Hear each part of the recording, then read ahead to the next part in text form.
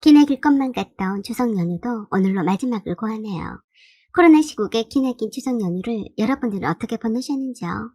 당장에 내일 출근이라고 생각하니 벌써 억울한 생각마저 듭니다. 저도 장기가 많은 며느리 중 한 사람이라서 이번에 추석 연휴에는 대단한 기대를 했어요. 8인 이상 집합 금지잖아요. 그래서 합법적인 핑계를 대서 시댁에 가지 않을 참이었어요. 일부러 2차 예방접종도 연기했습니다. 이번엔 오로지 나와 내 가족들만을 위한 시간을 가지리라 맘먹었어요. 어쩌면 이심전심이라고 형님과도 미리 통화를 했었는데 아직 2차 접종 전이라고 하더라고요. 형님은 시국이니만큼 아주버님만 시댁에 가시라고 할 거라고 하셨어요. 시어머니께도 그렇게 말씀드리고 이번 추석 연휴에는 가지 않을 생각이다라고 했어요. 그래서 저도 2차 접종 전이라서 못 간다고 말했더니 어쩔 수 없는 일이니 각자가 시어머니께 그렇게 말씀을 드리자고 했어요. 저는 내심 신이 났어요. 이게 웬 떡이냐? 고 했어요. 그래서 추석 연휴에 애들을 데리고 어디로 놀러를 갈지 밤새 폭풍 검색을 했어요. 제주도는 사람들이 몰릴 것 같아서 제외하고 바닷가 쪽으로 알아봤어요. 우리 애들이 좀 더 크기 전에 많은 시간을 함께 보내서 추억을 쌓게 하고 싶었어요. 하지만 숙소 잡기가 쉽지가 않더라고요. 어쩜 저 같은 사람들이 한둘이겠어요. 벌써 2달 전부터 계획을 하고 숙소 예약을 했어야 했는데 마음속에 찜해두었던 리조트들은 다 예약 불가였어요. 희영님도 마찬가지였어요. 제가 추석 연휴를 잘 보낼 숙소를 찾지 못해서 안달이 나 있는 모습을 보던 남편이 뜻밖의 희소식을 전해줬어요. 우리 팀장님이 예약해놓은 곳이 있는데 거기 리조트에 확진자가 발생했다고 취소하고 싶다는데 혹시 물어보시더라. 저는 무조건 우리 가족이 가자고 했어요. 방역수칙을 철저히 잘 준수하면서 조용히 지내다 오자고 했습니다. 남편도 모처럼 애들과 함께 보내는 연휴에 기대를 많이 했어요.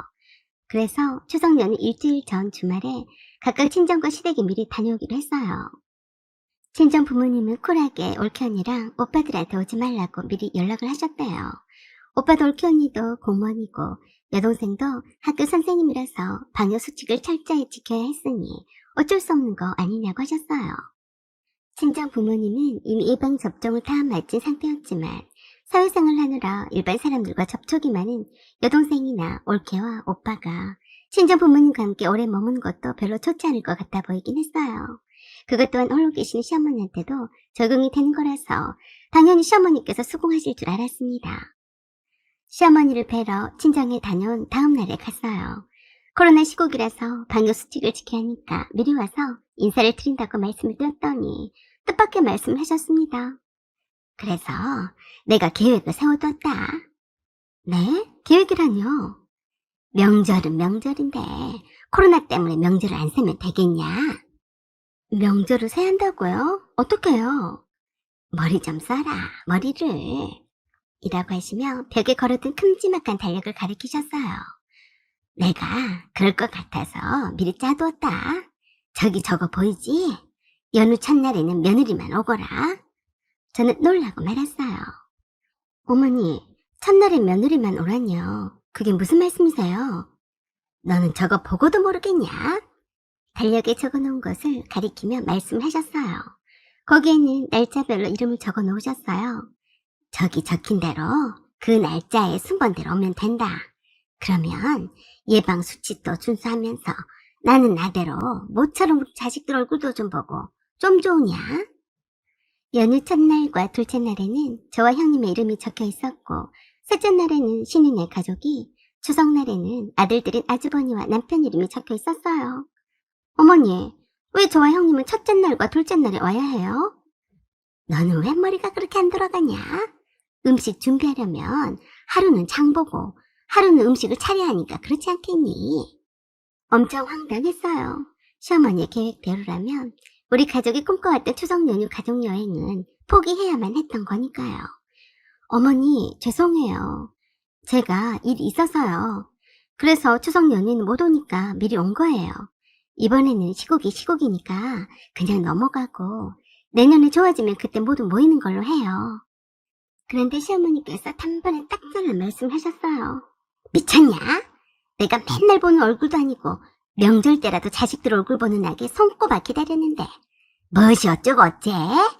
너네들이 명절 때가 아니면 얼굴 콧배기라도 내비치냐?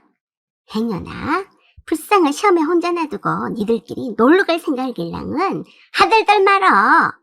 내가 요렇게라도 하지 않으면 내 아들과 시간을 얼마나 함께 보낼 수 있겠냐?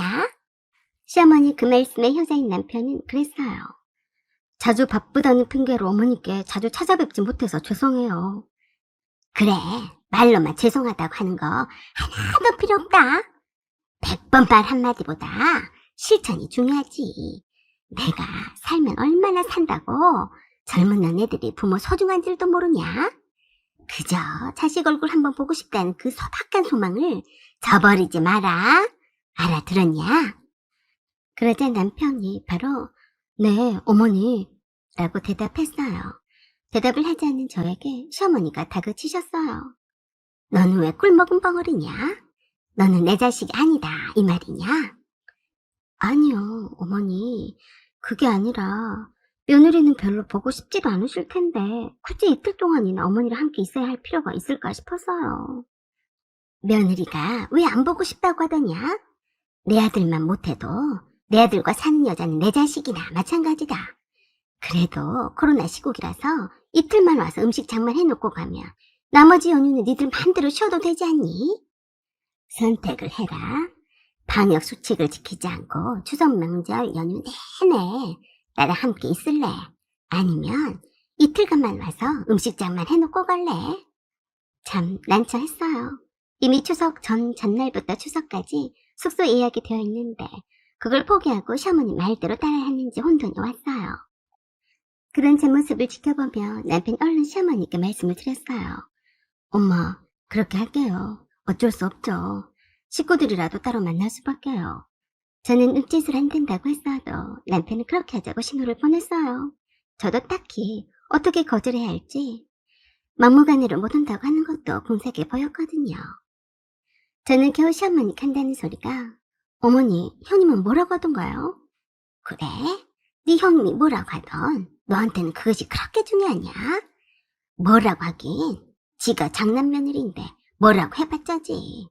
명절 내내 상 차리는 것도 아닌데 얼마나 쫓기니? 이틀만 오라고 하니까 좋아 죽고 못 살더라. 그래도 저는 이미 계획했던 가족여행을 포기할 수가 없었어요. 어머니, 죄송해요. 그럼 이번 추석 명절에는 형님네와 함께 보내세요. 사실 방역수칙 때문에 어차피 가족들이 함께 못 모이니까 미리 온 거고요. 따로 저희 가족만 여행을 가기로 했어요. 그러자 남편은 제게 눈치를 있는 대로 줬어요. 그래도 사실대로 말씀을 드려야죠. 너는 내가 그럴 줄 알았다.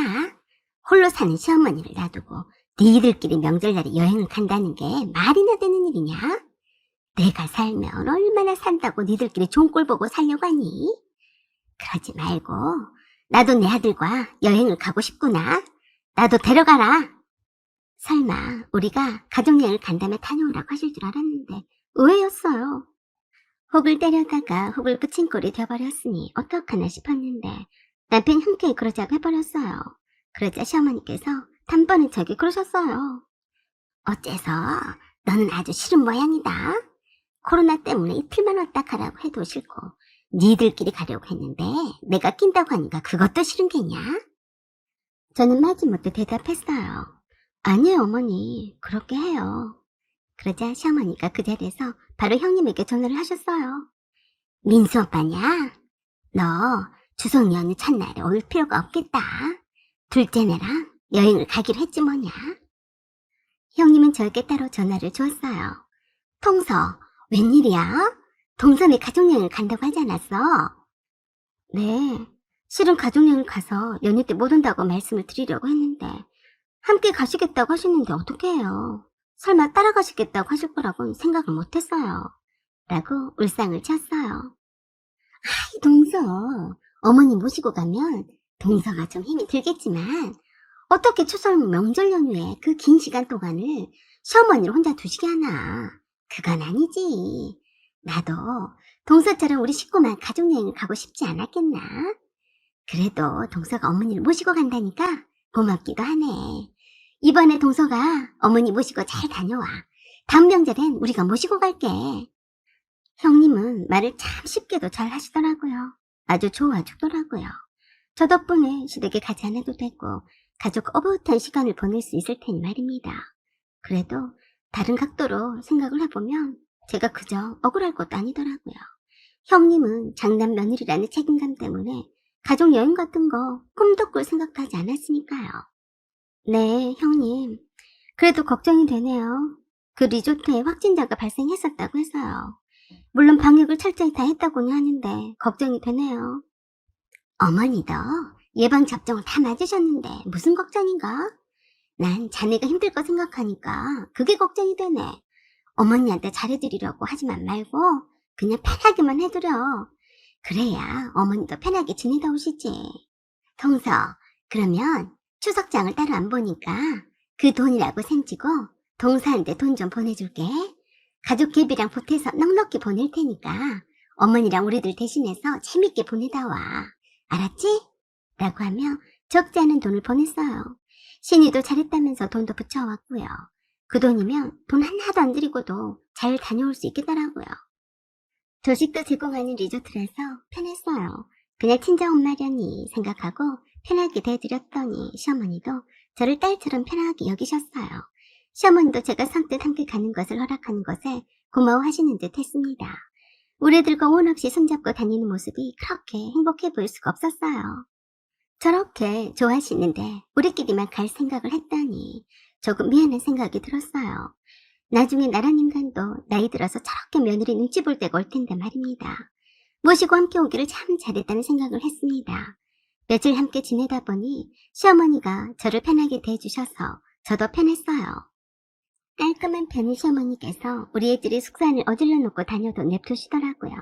선삼끼 정도는 직접 해 먹이시는 모습이 즐거워 보였고 우리 애들도 할머니의 사랑을 직접 받아서 행복해 보였고 시어머니도 손자들과 가까워져서 행복해 보였어요. 시댁에 가지 않을 꾀만 부리고 감히 시어머니를 뛰어넘을 생각만 했던 제가 철이 덜 들어서 그랬나 싶더라고요. 다행히도 그 속을 다 꿰뚫고 솔직하게 여행을 따라오겠다고 하신 걸 보면 분명히 며느리 꼭대기에서 날아다니는 시어머니가 맞는 것 같았습니다.